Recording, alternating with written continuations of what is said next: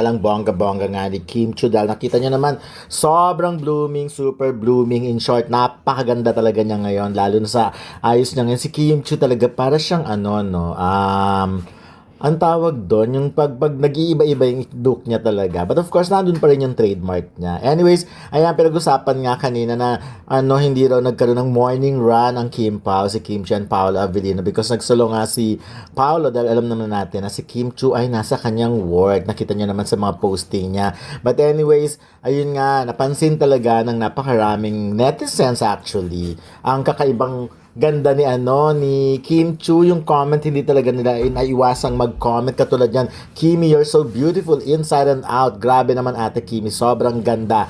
Grabe ka gwapa, ang ganda in and out, sobrang ganda. Goddess, grabe, sobrang Latina this girl. Super ganda mo talaga, Queen Kimi, plus yung makeup artist mo, napakagaling. Yun nga sabi, chinita na, Latina pa. Ganun daw ang dating ni Kim Chu ngayon. Which is totoo naman. Actually, yung mga ganyang angle, yung mga ganyang buhok ni Kim Chu, talagang pang Latina yan. Yung mga big hair, Latina mode yan. Pero,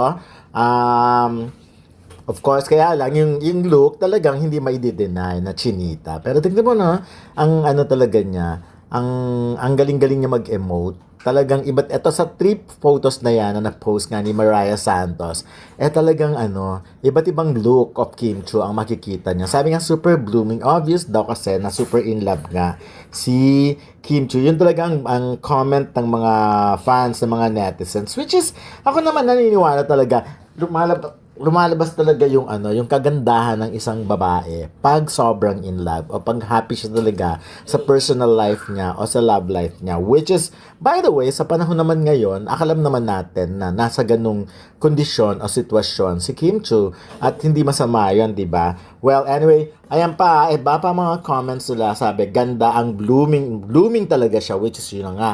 Naibang beauty niya, prinsesang prinsesa, pero hindi lang siya prinsesa, queen daw siya. Queen talaga namang queen daw. Queen talaga si Kim Chu, queen ni Paolo Avellino. So, ayan, nakakatuwa yung mga comment na grabe, sobrang Latina this girl. Remember, sa show namin ni Ray Pumalo, yung AM Minin, yan yung laging tutok sa Spotted Star, na chinita, and Latina. Saya pa lang yan. Uy, teka lang may mga gumagawa kasi ng chika, na kaya siya parang nililink si Kim Chu kay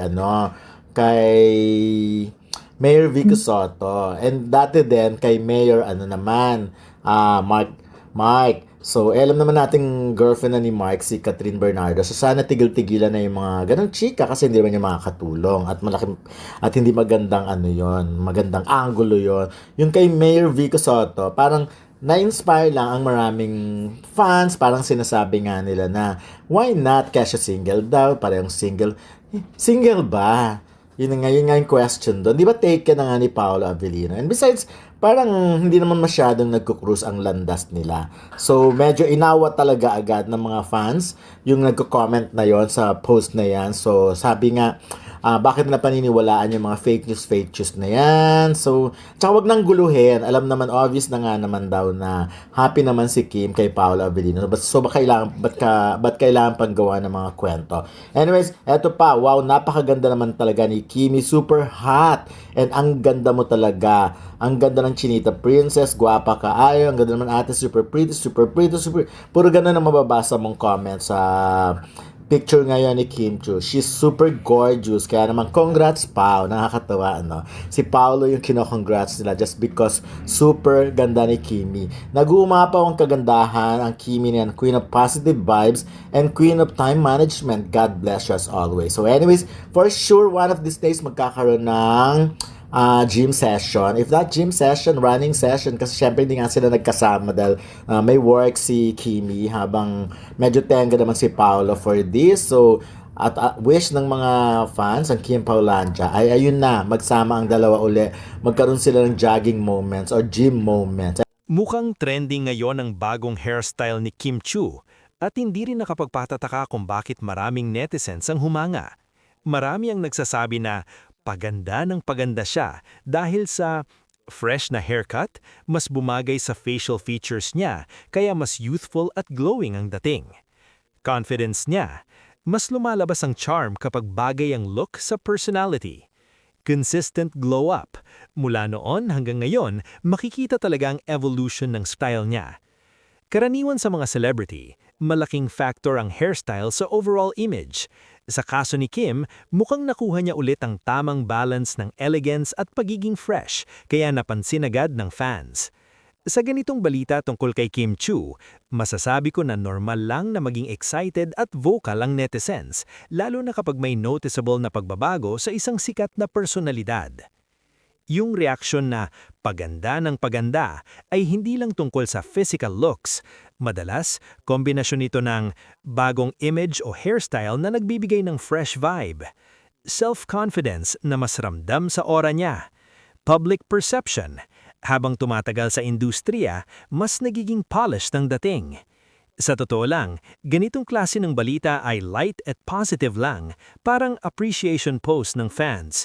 Pero worth noting din na beauty is subjective, kaya ang hype ay galing sa collective admiration ng audience. Overall, harmless at feel-good na balita siya, at nagpapakita lang kung gaano ka-engaged ng fans kay Kim. Sa unang tingin, parang mababaw lang. Bagong gupit, maraming humanga, tapos na. Pero kung titingnan ng mas malalim, may ilang interesting na bagay dito. Una, malakas talaga ang influence ng visual image sa showbiz. Sa industriya kung saan ang unang napapansin ay itsura, ang isang bagong hairstyle ay hindi lang simpleng pagbabago. Parang rebranding din ito. Kay Kim, sanay na ang publiko na makita siya sa iba't ibang look sa paglipas ng panahon. Kaya kapag may bago na naman, parang may bagong chapter ulit sa image niya. Yung reaksyon ng netizens na paganda ng paganda ay hindi lang dahil sa haircut mismo, kundi dahil sa consistency niya na i-present ang sarili niya in a way na fresh at updated. Pangalawa, makikita rito ang power ng fan culture at social media. Isang post lang o isang appearance, mabilis itong kakalat at magkakaroon ng collective reaction. Ang interesting dito, hindi lang basta napansin, talagang na-amplify ang appreciation. Ibig sabihin, may emotional connection pa rin ng audience kay Kim. Hindi lahat ng celebrity nakakakuha ng ganitong klasing positive engagement. Pangatlo, may element din ng relatability at aspiration. Maraming tao ang nakaka-relate sa idea ng glow up. Kapag nakikita nila si Kim na parang mas gumaganda habang tumatagal, nagiging inspiring ito in a subtle way. Parang sinasabi na pwedeng mag-evolve ang style at confidence ng isang tao over time. Kaya hindi lang siya admiration, may halong inspiration din. Pero sa kabilang banda, mahalaga ring tandaan na ang ganitong klasing balita ay nakasentro sa physical appearance na karaniwan sa entertainment industry. Wala namang masama sa appreciation, pero sana hindi lang doon umiikot ang value ng isang tao. Si Kim Chu, bukod sa pagiging maganda, ay kilala rin sa kanyang talento, pagiging hardworking at longevity sa industriya na mas may lalim kesa sa panlabas na anyo. Sa kabuuan, masasabi kong ang balitang ito ay positive at feel good, nagpapakita ng patuloy na relevance ni Kim Chu at isang paalala kung gaano kalaki ang epekto ng image at presentation sa showbiz.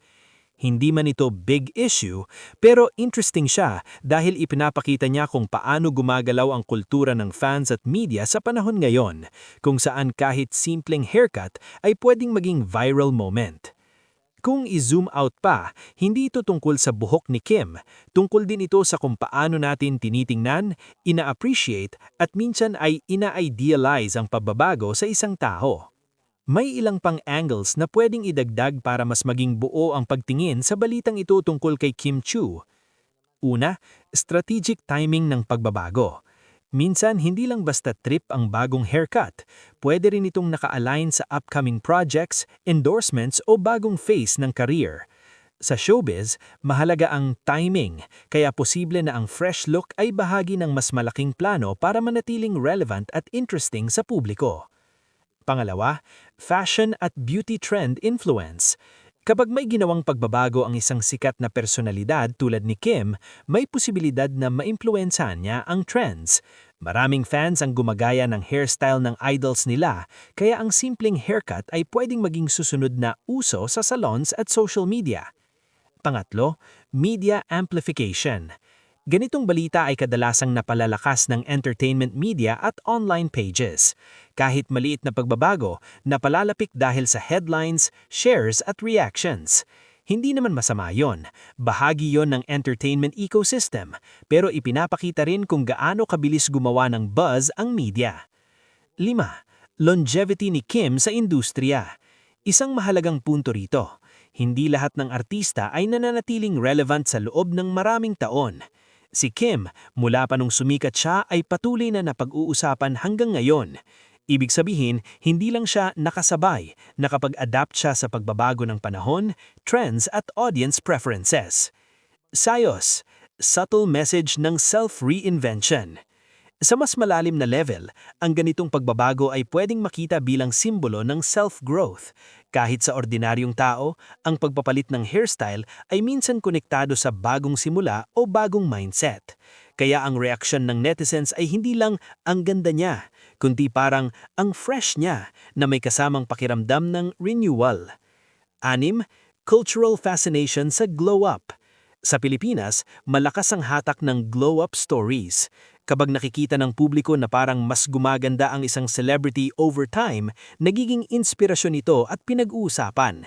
Si Kim Chiu ay isa sa mga halimbawa ng ganitong narrative. Sa kabuuan, ang balitang ito ay mas nagiging interesting kapag tiningnan hindi lang bilang simpleng usapan tungkol sa buhok, kundi bilang bahagi ng branding, influence, media culture at personal evolution. Kung tutuusin, maliit na bagay lang siya, pero dahil kay Kim at sa lakas ng audience engagement, nagiging mas meaningful ang impact niya kesa sa inaakala.